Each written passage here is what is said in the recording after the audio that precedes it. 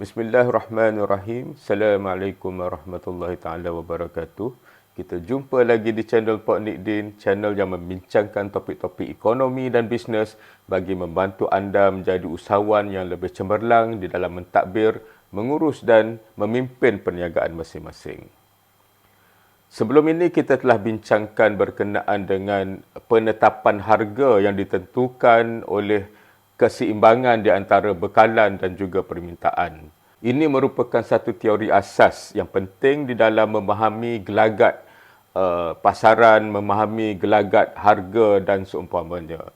Tapi adakah harga itu boleh turun naik dengan keseimbangan di antara bekalan dengan permintaan sahaja, ataupun ianya boleh dipengaruhi oleh perkara-perkara lain?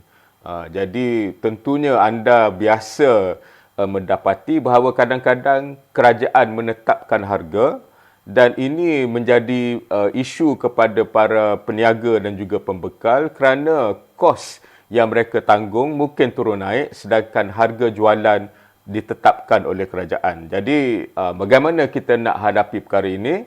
Sebelum itu, sekiranya tuan-tuan dan puan-puan mendapat manfaat daripada video-video yang dikongsikan di channel Pak Nikdin ini, sebarkan video-video kami di kalangan rakan-rakan usahawan anda yang lain. Ajak mereka beramai-ramai untuk subscribe channel ini agar kita perkembangkan lagi ilmu berkenaan dengan ekonomi dan bisnes di kalangan usahawan di negara kita. Apabila kita memasuki pasaran, tentunya kita mahu mendapatkan keuntungan. Keuntungan ini bergantung kepada perbezaan di antara harga jualan dan kos barangan ataupun perkhidmatan yang kita tawarkan.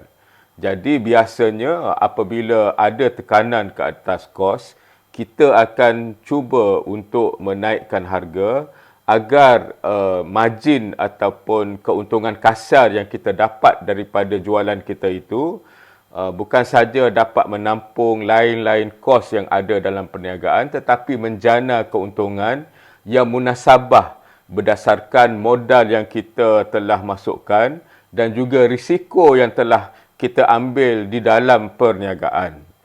Tetapi harga mungkin dikawal oleh kerajaan ataupun dikawal oleh satu ataupun beberapa pemain pasaran yang lain, menyebabkan kita yang merupakan pembekal-pembekal ataupun peniaga-peniaga yang kecil kena mengikut harga yang telah ada di dalam pasaran itu. Sedangkan di dalam masa yang sama, kos kita mungkin menaik disebabkan pelbagai faktor, ya.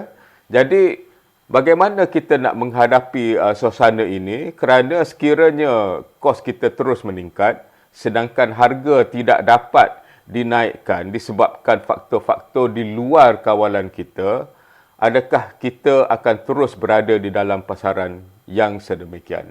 Jadi ada satu dua petua yang saya nak kongsikan di sini. Yang pertama, biasanya sekiranya kita berasa bahawa penetapan harga itu sementara sahaja dan secara keseluruhannya sekiranya kita jual dalam keadaan keuntungan yang sedikit ataupun mungkin rugi, tetapi di dalam tempoh masa setahun sekiranya dicampur dengan jualan-jualan di dalam tempoh-tempoh lain yang mana tidak ada kekangan harga, mungkin dalam keadaan itu kita terus membekalkan barangan kita kerana kita tidak mahu kehilangan market share ataupun segmen pasaran yang kita pegang itu. Sebab jika kita keluar dari pasaran, mungkin orang lain masuk dan sekiranya harga naik ataupun mencapai tahap yang kita nak dan baru kita masuk, mungkin masa tu ruang yang telah kita pegang sebelum ini telah dipegang oleh orang lain.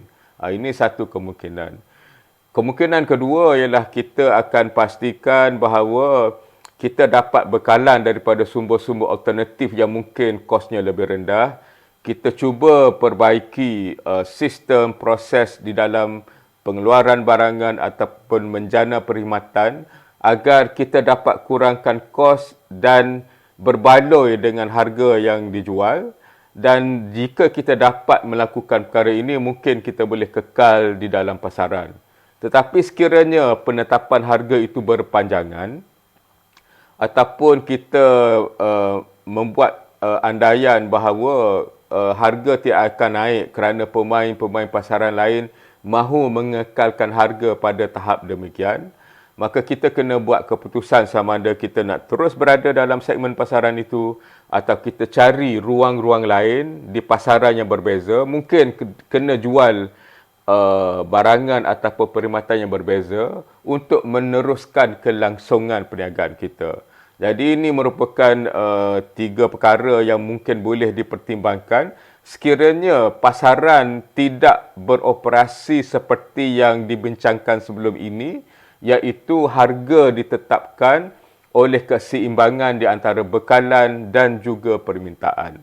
Jadi inilah juga sebabnya apabila kerajaan menetapkan harga sesuatu barangan pada tempoh yang lama, kita akan dapati bekalan barang demikian berkurangan.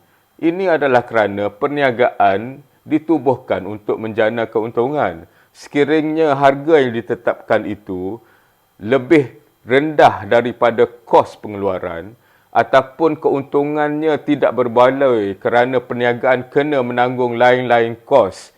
Jadi mengapa perniagaan harus terus menjual di dalam keadaan rugi? Jadi kadang-kadang di dalam menetapkan polisi untuk menjaga kestabilan harga ataupun memastikan harga berada dalam satu tahap yang rendah, kerajaan juga kena tengok dari aspek bekalan. Melainkan kerajaan memberi subsidi kepada para pembekal supaya ada margin keuntungan yang munasabah yang menjustifikasikan bahawa mereka masih boleh tetap berada di dalam pasaran.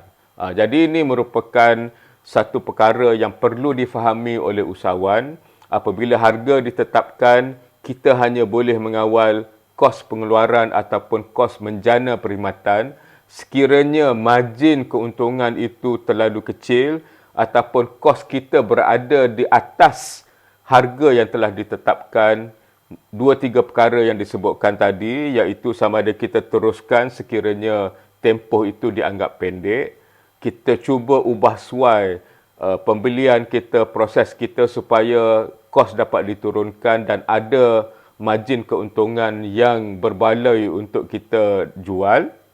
Ataupun keputusan ketiga ialah kita kena cari pasaran lain dan mungkin kita kena jual produk ataupun perkhidmatan yang lain. Jadi sekiranya tuan-tuan dan puan-puan mendapat manfaat daripada video-video yang dikongsikan di channel Pok Nidin ini, sebarkan video-video kami di kalangan rakan-rakan usahawan anda. Ajak mereka ramai-ramai untuk subscribe channel ini agar kita perkembangkan lagi ilmu berkenaan ekonomi dan bisnes di kalangan usahawan-usahawan di negara kita. Dan channel ini ada juga membincangkan beberapa topik ekonomi yang asas yang boleh membantu tuan-tuan dan puan-puan untuk menilai kedudukan pasaran, mencari peluang, mengira risiko dan memperkemaskan perniagaan masing-masing. Sekian, wabillahi taufiq wal hidayah. Assalamualaikum warahmatullahi taala wabarakatuh.